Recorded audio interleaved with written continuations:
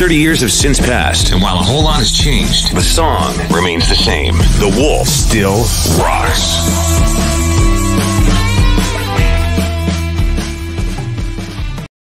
Hey there, it's Brian Ellis, morning show host, 101.5 The Wolf. We continue our video series celebrating the Wolf's 30th birthday.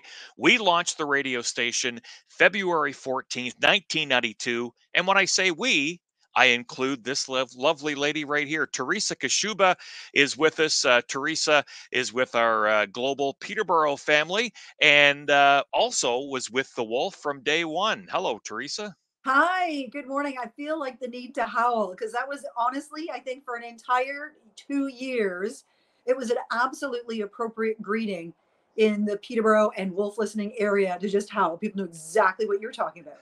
100%.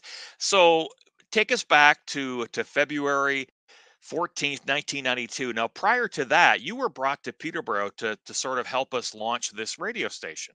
Yeah, that's right. So I knew a couple of the people who were on the team already. I had worked in the past with Mike Cooper, with John Eaton, with Randy Redden, who were all part of the crew. And yeah, so it was pretty exciting to be brought in as part of that team. And I joined in December as we were looking through art. We were picking logos for the Wolf, the artwork, and getting things planned for February 14th, eventually tracking down the Sky Tracker. Was the perfect night for the Sky Tracker. Those lights that the lights for the searchlights, I guess. It was really something that I don't think Peterborough had seen in some time. No, you're right. And what I remember about the launch of the Wolf in '92 was the build up to that night, because no one knew exactly what was going on. You guys had billboards put up, and I remember one billboard, it just had like two eyes. It was the eyes of the Wolf, right? And that's all it was. Yeah. Yeah. It's super exciting stuff. And I mean, the night was fantastic. The buildup was good. The energy was great, and it continued and it rolled, and it became such a marketable and exciting time. That T-shirts and jackets. I mean, and you remember, like if you were part of the original crew, you got the Melton jacket with the leather sleeve. And it was, they were highly sought after. Moved into road shows. So we did, like, you don't necessarily think of a rock and roll radio station doing video dance parties, but change it to a video road show and hit some of these wonderful local establishments all throughout, this fantastic South Central Ontario region. And it was a force to be reckoned with. I remember those road shows. We would roll into, say, an arena in Havelock or Campbellford, or and there would be hundreds of people. We would have a big sound system set up. We would play music, playing a lot of the stuff we played on the Wolf, and give away T-shirts. And so you got it. So Jeff Brown was one of the guys who was with the Wolf right in the beginning. Yeah. And I love your story about Jeff Brown and the road shows and the T-shirt. You got to tell this story. Well, you gotta love Jeff because he was really gregarious and really excited to be part of this remarkable rock and roll movement. And one of the things we did, as you say, we would have games. People could earn points and win these coveted Wolf T-shirts for free. You can also buy them, but winning them in a bar is a way better story. Well, the team or the staff would get T-shirts to wear to host these things. And inevitably, Jeff would always get talked out of his shirt. And at first it was like, oh, aren't you nice? You gave this girl a shirt, or you were sweet on this girl, or somebody bought you 12 beers and you gave him a shirt. Brian, there wasn't a night at a Wolf Road show anywhere in this part of the province where town did not come out of the place without a shirt on. I'm like, Jeff, yeah. I would leave him, pack the car, help everybody get things together, turn around, no shirt on Jeff. And I'm like, where's your shirt? And he would give you that kind of goofy grin. Yeah. Meaning he'd worked something out. Yeah. A lot of fun. And I'm guaranteeing you 99% of the time it was a woman that got the shirt. Oh, I'm almost positive that was the case. Another fun thing that we used to do, the backyard barbecues, which we would give someone a party. We would show up at their place in their backyard. It was fantastic. We rolled in with the food, with the grill, with the beverages. people were invited to, with the music, of course. And inevitably, one of your favorite DJs would be flipping burgers or working the ketchup stand, whatever they could Yeah. swing. And we would have these great afternoons. And they're really, as much as this was our work and it was part of a promotion and there was a reason why we were doing it, there was just this excitement and this spirit of excitement about having this music in this community, originated here, hosted by people from the area, that created this role of friendship. It was like you were walking in, you'd never met these people before, but in the span of an hour or two, it was like you were telling old stories. Everyone just felt really bonded over this movement around rock and roll and around this excitement in broadcasting in Peterborough.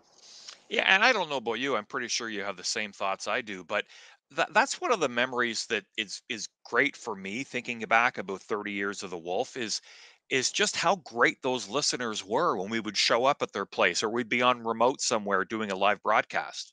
And how about the Pines, right? Oh, The Pines in Bridgenorth. Oh my gosh. The shows that we managed to get at the Pines, because it was this strategic spot on a tour between Toronto and Ottawa, right? And I think that's how it landed. You probably know yep. this music side better. But the people I saw there, Sass Jordan, Jeff Healy, like just some amazing acts. And you probably remember them even better. But we would get people to the front of the line at this club, and it was like our hangout. So for those that weren't around when the Pines in Bridgenorth was open, yeah, it was I'm sorry, eh? You exactly. weren't Speak up, around Sonny. the Pines? It was a big club. It was in Bridgenorth. Right now, there's a Tim Hortons in that area there right Yes. now, Oh but my that gosh, building yeah. is long gone.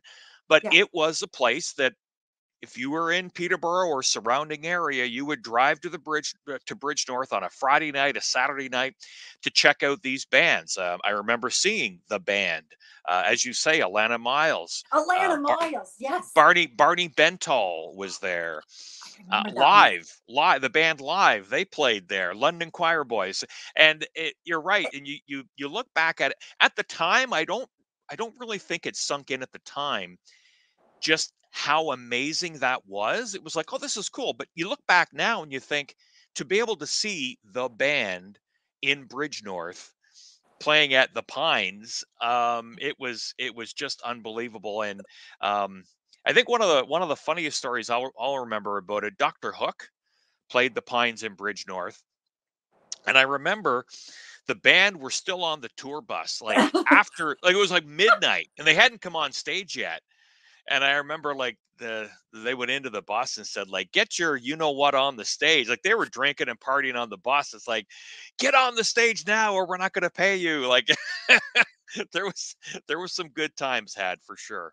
It's a real, and again, that's that really connected bonding. What do you think the capacity for people who weren't there at the time? What do you think the capacity was for the Pines? Like Geez, 150 people, maybe, or no, am I overshooting? it must have been. No, I bet you it had to be had to be a few hundred, don't you think? It had to be. I can't recall. I'm trying Yeah, to remember it all. yeah, But it was, we'd have that wolf, that plastic sheeting, yeah, remember, like with yep. rolls and rolls of the wolf logo, plastered everywhere. And you were really close to being able to see the band, kind Hmm. of like at the Princess Lansdowne Street West, Oh, I know what you're talking about. We you were know what just I'm talking talking about? about that the other day. Like you're right there Trent at the stand. wins. Trent Right. wins Thank you. or Trent wins. Miss Diana. So, oh my gosh, Miss Diana. So Yeah. Trent wins, not as big a capacity, but as close as you could get to the stage there. That's what would happen at the Pines. Yeah, absolutely. Yeah. So you were with radio in the beginning, and then as time went on, you switched over to television, which is where you are right now. You're with our friends here at Global Peterborough, right here in the building, and tell us what you're doing there. So now I work with Global News Morning Peterborough. I was part of the originating team five and a half years ago for the Global News Morning Peterborough. I've worked with our show that morphed a few times. It was called News Watch at 5:30, the 5 o'clock show. We had a few different variations of that. I've been in Peterborough and then to our sister properties in Oshawa and back again. It's been really wild to think that I've spent the major part of my career with one company. Basically, it was Power Broadcasting at the time, but uh, but I've done all of these roles. You know, I've done radio station flips in Oshawa, worked for the Edge, worked. I was an announcer. That's right. I was a midday announcer for a while at some point there. I didn't know that. Yeah, yeah, Interesting. yeah, I did. I went from promotions to midday announcer with the Edge. I worked with Terry Johnson in Oshawa and that crew there. But it was managed by the same team, so our Huh. engineers were the same and that kind of thing. Yeah. Yeah, that's great. Listen, it's so great to chat with you. I mean, we chat every morning in the Well, bill. yeah, I'm in the Wolf you're control right room over right there. now, and you're just in another part of the building. We chat all the time, but it's great kind of going back and reminiscing about the early days of the Wolf and 30 years. Thanks so much for all you did to help get this station off the ground. Oh my goodness, how nice of you to say that. It's what an honor to be part of a legacy that Yep. has I have to and kudos not only to the people who are still with the Wolf after 30 years, but the everyone who joined on to keep this movement rolling Yep. and to keep that sense of neighborhood and community and the love of rock and roll rocking right on. Teresa Kaszuba, thanks so much. My pleasure. Have a great day. All right. Oh.